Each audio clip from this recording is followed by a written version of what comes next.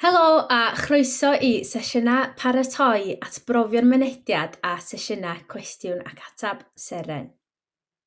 Yn y fideo cyflwyniad byr yma, dwi am adael i chi wybod pam ddylech chi sicrhau eich bod chi'n gwybod bob dim sydd angen i chi wybod am eich profion mynediad prifysgol a sut allwch chi gael mynediad i'r gefnogaeth sydd ar gael i wneud yn siŵr eich bod chi wedi paratoi'n drylwyr cyn sefyll y profion.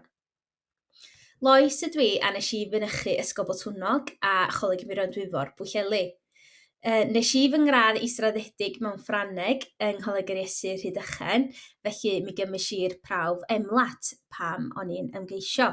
A dwi newydd orffan fy nghwrs meistr mewn llenyddiaeth Ffrangeg yng Ngholeg y Drindod, Rhydychen. Felly, be ydy profion mynediad? Pwy sy'n eu cymryd nhw, pam a phryd? Mae gofyn i ymgeiswyr sy'n ymgeisio i gyrsiau amrywiol mewn prifysgolion gwahanol sefyll profion mynediad fel rhan o'r broses ymgeisio. Mae'r profion hyn yn aml yn angenrheidiol ar gyfer cyrsiau meddygol a rhai yn Rhydychen a Chaergrawnt. Ond mi ddylech chi wneud ymchwil ar-lein i wirio os oes rhaid i chi gymryd prawf mynediad ar gyfer y cyrsiau a'r prifysgolion yr ydych chi'n ymgeisio iddyn nhw. Gan mi fydd yn rhaid i chi wneud yn siŵr bod trefniadau mewn lle i chi sefyll nhw ddigon o amser cyn dyddiad cau UCAS. A cofiwch hefyd, os ydych chi'n ymgeisio ar gyfer cyrsiau meddygol, bod rhai prifysgolion yn gofyn i chi gymryd y prawf BMAT ac eraill yn gofyn i chi sefyll yr UCAT. Ac mae'r ddau brawf yn wahanol ac yn cymryd lle ar wahanol amseroedd o fewn y broses ymgeisio. Felly, gnewch yn siŵr eich bod chi'n edrych ar y manylion rhag ofn bod rhaid i chi sefyll y ddau brawf. Wan mae'r profion yma, maen nhw'n her, ond maen nhw hefyd yn gyfla arbennig. Maen nhw wedi cael eu cynllunio i herio ymgeiswyr yn y pwnc perthnasol, a maen nhw'n cynnig cyfle i chi ddangos eich potensial academaidd i brifysgolion.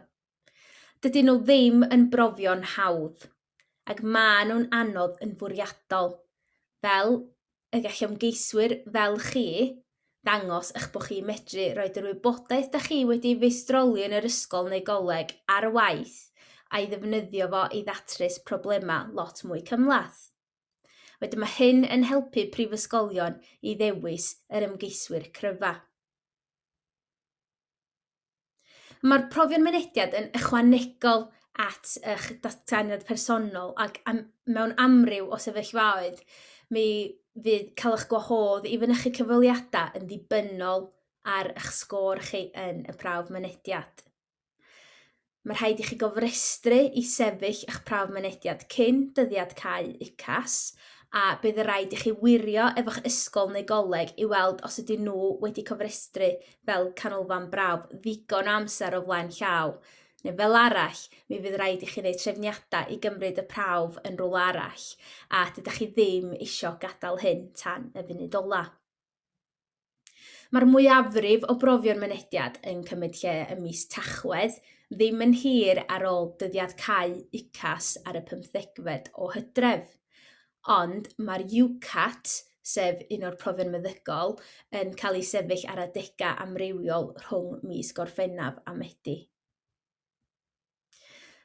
Mae'r profion yn bwysig iawn ar gyfer eich cais chi, ond nid dyma'r be-all and end-all, cofiwch. Maen nhw wedi cynllunio i fod yn anodd, felly peidiwch â digaloni os ydych chi ddim yn meddwl bod wedi mynd yn rhy dda ar ddiwrnod y prawf.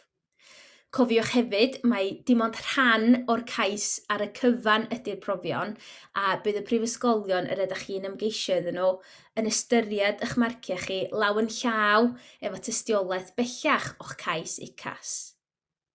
Wel, fodd bynnag, rydych chi'n dal eisiau sicrhau bod eich cais yn gorau allo fod. Felly, gennych yn fawr o'r amser sydd gennych chi dros yr haf a'r adnoddau y gallwch chi i cael yma i baratoi at y profion heriol yma. Sut mae'r sesiynau paratoi yn gweithio ta? Ar gyfer bob prawf mynediad, mae sesiwn wedi recordio o flaen llaw wedi ei arwain gan arbenigwr fydd yn egluro sut i fynd i'r afel ar prawf a sut i lwyddo. Ar ôl gwylio'r sesiwn, mi fyddwch chi'n cael eich annog i chwilio am hen bapurau ar-lein a rhoi cynnig arnyn nhw.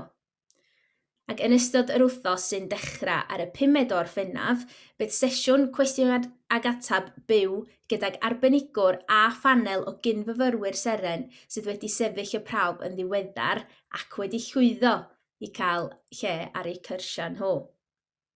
Mae hwn yn gyfle heb i ail i chi bigo brens y bobl oedd yn eich sefyllfa chi yn ddiweddar a gofyn am unrhyw dips neu gyngor, felly gwnewch y mwyaf o hynny. Mae gennych chi o rwan tan fis Tachwedd i sicrhau eich bod chi'n barod i daclo'r profion. Bydd mynychu'r sesiynau hyn a gwneud gwaith paratoi annibynnol yn eich paratoi chi'n dda i gyflwyno cais cry i gyrsiau a phrifysgolion cystadleuol. Nes i gymryd y prawf chydig o flynyddoedd yn ôl, felly dwi'n gwybod pa mor bwysig ydy hi i chi roi'r gwaith i mewn rwan. Ambell i air o gyngor sydd gen i chi, dylech chi ddechrau ymarfer yn fuan i chi ddod i arfer efo'r math o gwestiynau sy'n cael ei gofyn. A hefyd, cofiwch, dydyn nhw ddim yn disgwyl i chi gael marciau llawn, ond maen nhw'n disgwyl i chi roi cynnig go dda arni. Gnewch eich gorau glas, ac eich byddwch chi'n panicio neu'n teimlo chydig allan o'ch dyfnder, ond peidiwch ag anobeithio a peidiwch ag adael atab i gwestiwn yn wag, dangoswch y ffordd da chi'n meddwl. Dyna fysa yng nghyngor i. Felly, sut allwch chi gael mynediad i'r gefnogaeth wneith helpu chi baratoi?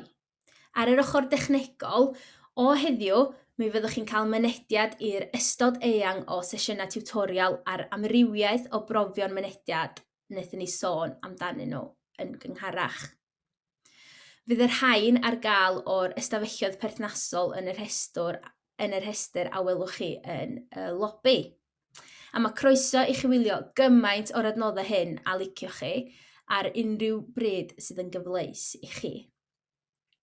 Yn ychwanegol i'r sesiynau hyn sydd wedi'i recordio o flaen llaw, bydd y set o sesiynau cwestiwn ag atab byw yn cael ei cynnal ar y 5 o Orffennaf, lle fyddwch chi medru gofyn unrhyw gwestiynau sydd gennych chi i academyddion sy'n ymwneud â'r profion, a hefyd mi fyddwch chi'n clywed gan gynfyfyrwyr seren sydd wedi sefyll y profion yn ddiweddar, a mi fydden nhw'n rhannu profiad nhw yn uniongyrchol efo chi.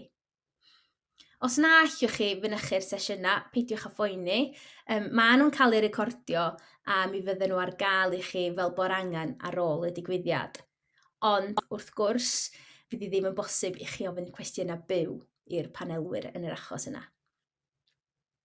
I weld unrhyw ran o'r cynnwys, ewch i'r ystafell berthnasol a chlicio ar y linc i'r sesiwn yn yr agenda.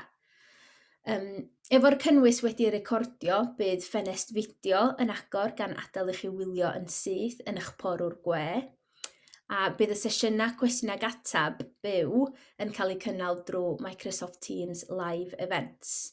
Os ydych chi'n clicio'r linc i'r rhain, mi fyddwch chi'n gweld botwm yn gofyn i chi ymuno ar digwyddiad a fydd yn agor yn eich app Teams neu borwr gwe os nad oes gennych chi yr app ar eich dyfais.